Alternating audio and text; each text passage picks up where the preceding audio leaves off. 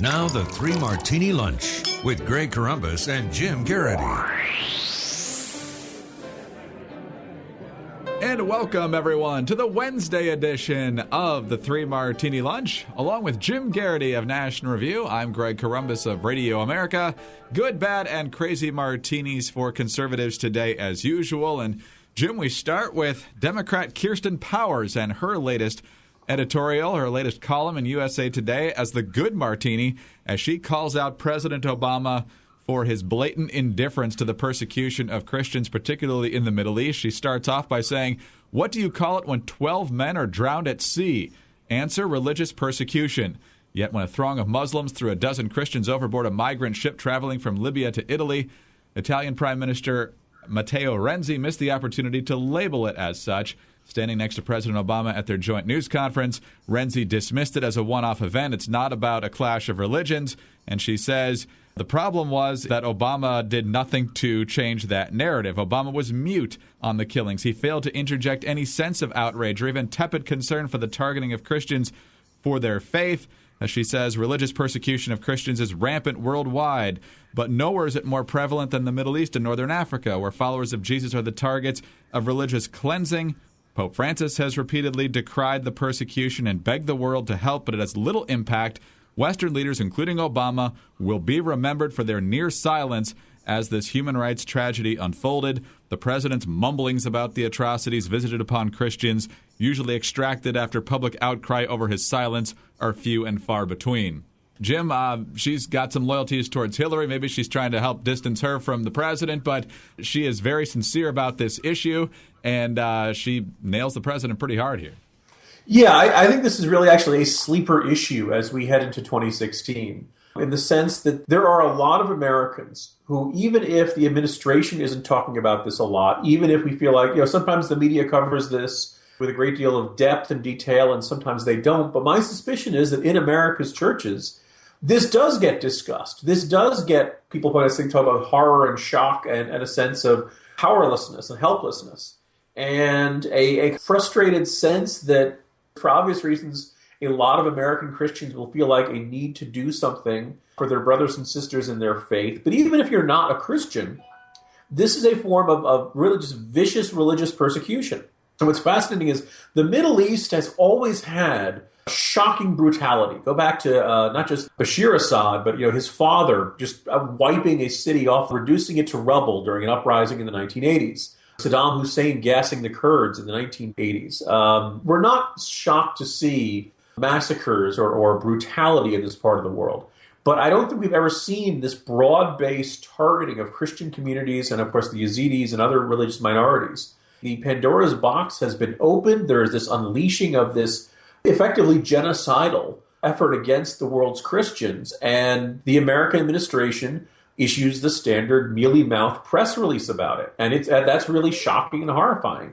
For obvious reasons, you'll see Republicans talking about this more. And I think at some point, look, maybe Hillary Clinton is going to have to address and say, hey, we've talked a lot about the need to stand up for minorities. We've talked about the need to stand up for human rights, but we haven't done it for these. She'll emphasize for the past 4 years, even though I don't think the Obama administration's record on protecting the rights of religious minorities was all that terrific in the first term either.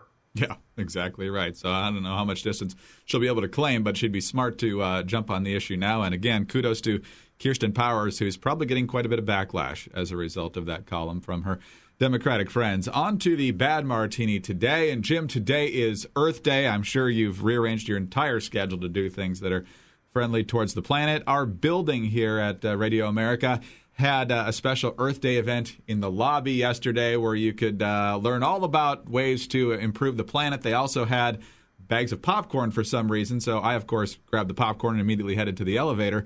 But the story coming, oddly enough, from NBC News, Earth Day founder killed, composted girlfriend. Some may remember this story if you're old enough. Ira Einhorn was on stage hosting the first Earth Day event at the Fairmount Park in Philadelphia on April 22nd, 1970.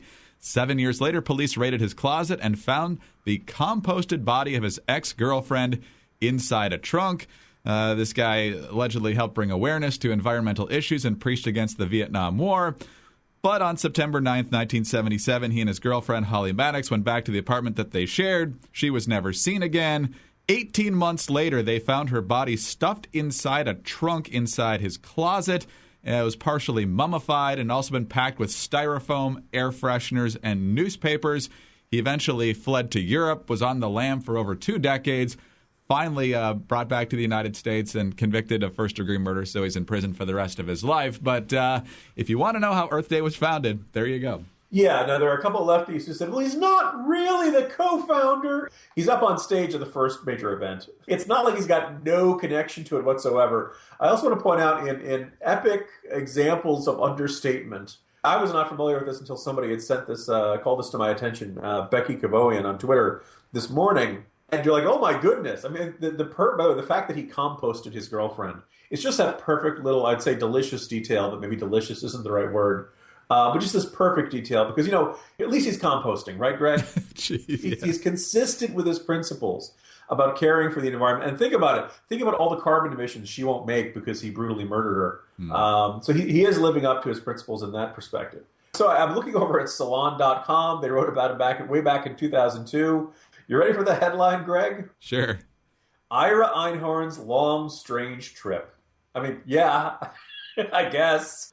For what it's worth, the environmentalists say, oh, he didn't really set up the event in 1970 and he just spoke there and all that kind of stuff. But no doubt this was a guy who was very big in the 1960s and 70s and associated himself with the cause and wanted to believe in that and kind of a hippy-dippy type. And for those of us who've always seen kind of this ugly underside to some of these politics, well, there you go. Some corners of the environmental movement have more in common with the Soylent Corporation than they like to admit. Yeah, absolutely. And here's the part that I left out of the original narration. When they finally brought him back to the U.S. to testify, he said that he didn't kill his ex-girlfriend, that she had been killed by CIA agents who framed him for the crime because he knew too much about the agency's paranormal military research. So there you go. There is that.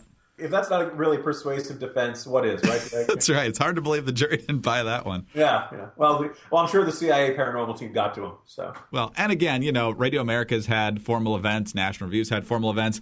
I mean, can we really say we've never had a murderer as our master of ceremonies? Oh, yes. Yes, we can, actually.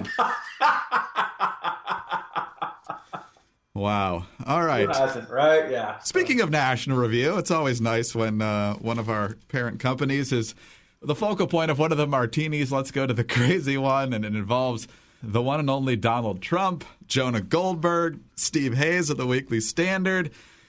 Donald Trump has gone on a Twitter rant against both of them, essentially saying that they are uniquely responsible for the fact that both of their magazines are headed into the financial abyss, which is not true. But it all started, apparently, at least the latest incarnation, because Steve Hayes was on a panel up in New Hampshire and essentially dismissed Donald Trump as a clown. So Donald Trump goes onto Twitter and goes, "At Weekly Standard, I know your business is failing, but you should try to get writers far better than at Stephen F. Hayes."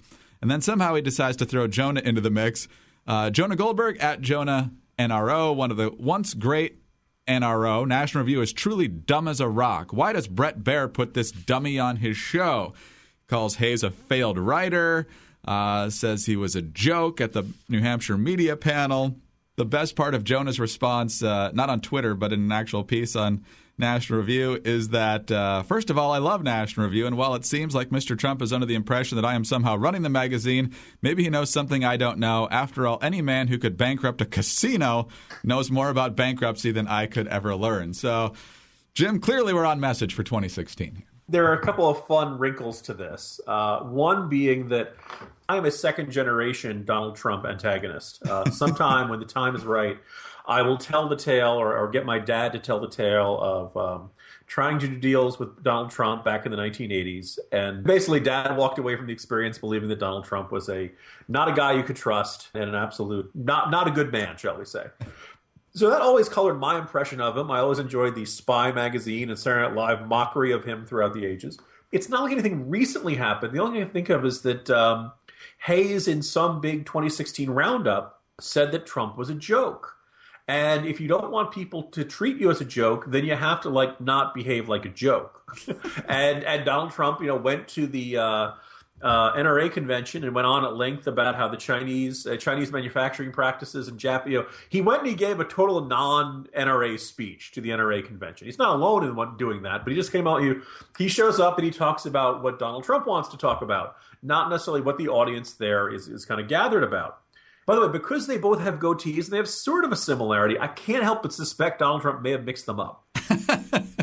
That guy who was on the special report with the goatee on Fox News, that guy is an SOB. Well, he's a huge jerk. Huge. So, by the way, I'm really hoping at the NRA convention that Trump would run into Ted Nugent. So you could have huge and the Nuge together on one stage. So for some reason, Trump has just decided to, and he says National Review's in trouble, and that's not the case at all. Folks may have heard about a recent shift to nonprofit status, or I would say intentional nonprofit status. My understanding is this is keeping us in good shape for the very long haul. So that all that's not true. I don't understand where he's getting this from, and I think he's just blurts out whatever pops into his mind, and that's not really a shock considering the past things Donald Trump has said. But it is kind of fascinating that, just as Jonah pointed out, everyone always says Donald Trump is this brilliant strategist who's always 10 steps of everyone. He knows how to self-promote and all that kind of stuff. I don't know how getting into a Twitter fight with Jonah Goldberg promotes the Trump for President 2016 effort at all. I don't get how, maybe there's some secret plan that we're not seeing. But if, 18 months from now we're here and Donald Trump has gone nowhere, then you'd have to say, no, it really is as it seems, that Donald Trump is this unbelievably thin-skinned egomaniac who feels this need to lash out at anybody who criticizes him. And who, when he gets told, when people say you're not a serious candidate, instead of doing things that would make people think of him as a serious candidate, he just lashes out at them. And that's, that's Donald Trump in a nutshell. So we'll see how many more days this goes on. Maybe this is all leading up to a new Trump the board game or new Trump necktie line or something like that. There's a lot of hype around every Donald Trump announcement, and then you find out, oh, it's that. So there are some days there's a crazy martini, Greg, and then some days I think it just gets into more of the surreal martini. Trump started the Twitter fight with Jonah. Jonah won the Twitter fight, at least at this point, because Jonah told him to stop essentially whining like a 14-year-old girl. Trump fired back with, that's an insult to women. You need to resign either now or later. And Jonah fired back with, actually, yes, it is an insult to 14-year-old girls.